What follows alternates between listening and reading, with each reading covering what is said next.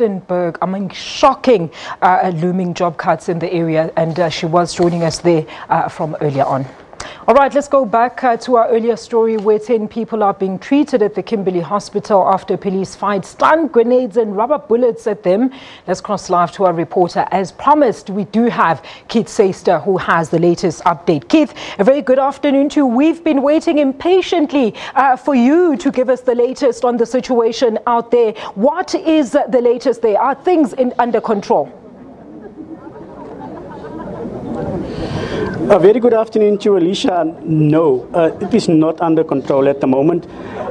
As we're standing here, we had a very difficult time getting from the SABC office to Khalishiwe Center, where we are right now at the Pick and Pay Center, where the community has started to converge again. The whole area is blocked off. It is impossible, partially or absolutely impossible, to come through with a normal vehicle. You need the vehicle that we had, a bakkie, to come through, and even with that kind of vehicle it was very difficult. The community is not satisfied at all as to what happened today. They say they went this morning, started a peaceful march to speak to the municipality about issues that they had. They wanted 2 officials to be suspended or removed, and the mayor took his time to come and speak to the community. When he eventually came, he did not say what the community wanted to hear, and all hell broke loose, if I can put it that way again. Now with me I've got community leader Tumelo Mosekari, who was almost arrested this morning or this afternoon by the police, and he's very upset because they took time to speak to the community here and educate them as what the problems are, and the community wanted to mobilize peacefully. Now it did not happen this way. It turned violent. Tumelo, today was not what you and the community leaders expected to happen. Tell us about where things went wrong. Keith, we applied for a strike, a legal strike. We went to the municipality peacefully.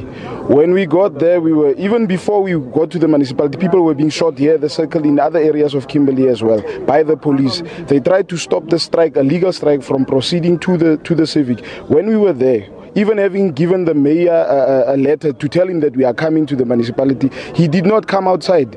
People waited and waited and waited.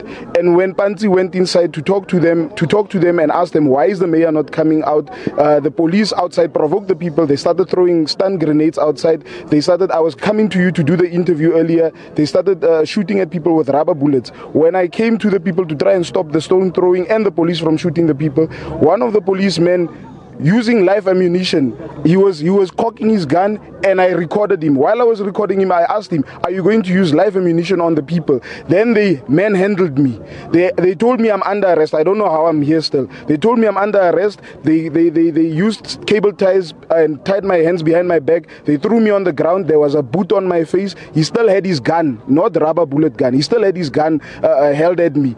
They dragged me inside the civic, and the guy was handling with his gun. It went off. Live bullets, not rubber bullets. It went off.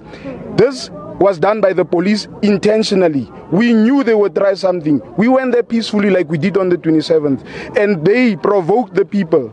They wanted this to happen. We went inside again to ask the mayor to come outside because he committed that he will be there today.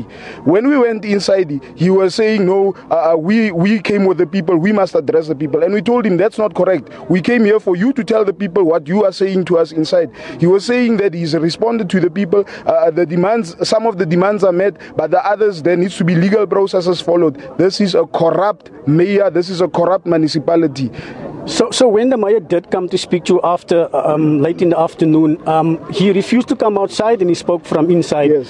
What did he say that upset the community at that stage so badly? The mayor is saying that the PR company that allegedly got 1.2 million, the 143 million that went missing, they need proof. They need proof of things that they are doing that are wrong. He's protecting the people that are looting from the community. The president said the political party that is in charge right now will deal with corruption. Why are they all quiet and allowing this to happen?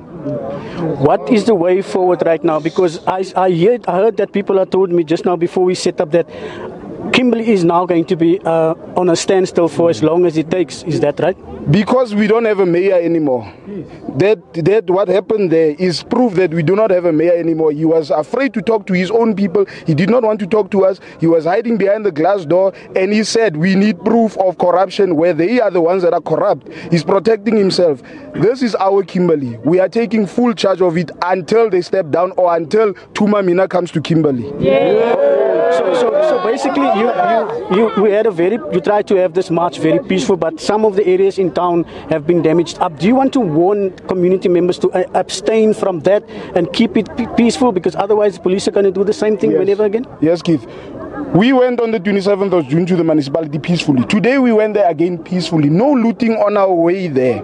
When the police started shooting at the people, people were angry. The criminals that were waiting, third parties that we knew were in the march, that we knew, we were told that they were going to do this, started breaking to say that we lost control of the march. We never lost control of the march. We stayed there until the mayor came out. They are lying to South Africa if they are saying we are looting. The criminal elements that they employed, including the criminal police that shot at us, that are using live ammunition, they are to blame for what is happening. We are asking that those criminals that they employ, that they stop the looting. But this is no more Kimberley. This is our city. There you have it, Alicia. Tumelo Masukari, community leader, saying that Kimberley is no more a city. It is their city and they don't have a mayor anymore. And the lockdown in these areas and other areas around Kimberley will last for as long as they do not hear from a positive from the municipality. Back to you, Alicia. Before I let you go, very quickly, let's get an update on those protesters that were actually shot with live ammunition or rubber bullets. What's their current status? And are police in the area monitoring the things right now? Let me just ask Tumelo about the status of the people that were shot at the hospital, and then I'll come back to you about the police. Tumelo, do you know what the status of those people are that got shot by the police, the 10 people that are in hospital? We are communicating with our comrades that are at the hospital. Before you guys came, they told us that they are out. I asked about the young kid that was shot. They don't know if he's out of the hospital because he didn't go to KH. They took him to day hospital here in Kgaleshewe. But we don't know if everyone is out of harm's way. We know of people that were arrested. The police provoked the people. When they started throwing and defending themselves from guns with stones, then they arrested these people. They are arresting the criminals that are looting. They are arresting people that were peacefully marching. We are looking into making sure that everyone of us is safe. Alicia, just to come back to what the police are doing, as we were coming into Kgaleshewe and the area around, there were police all over the place. So the police are here, the community is here, the community is very peaceful right now.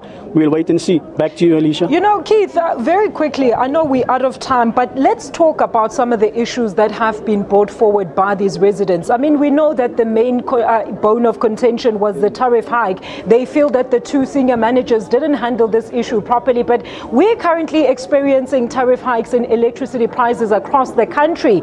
Talk to us about this. I mean, what can you tell us about this? Well, Alicia, quickly, if you compared electricity prices in Kimberley to, say, Port Elizabeth or any other town, if you had 100 rands, and I said it this afternoon in the crossing, you would get about 28 units for your 100 rands. If you bought for 1,000 rand, you would get about 450, 448 units. For 1,000 rand, 448 units. I mean, the community said that's impossible. And the poorer people, the people that I'm standing right here with now, they are saying they cannot and will not take this anymore. Back to you, Alicia. Thank you so much to Keith Sayster there, joining us all the way out in the Northern Cape. And of course, he is talking to us about that Saul Plaatje protest, where residents there have vowed that the two senior managers of the Saul Plaatje municipality need to step down over allegations of mismanagement over the tariff hike in electricity prices. We're back with your story shortly after.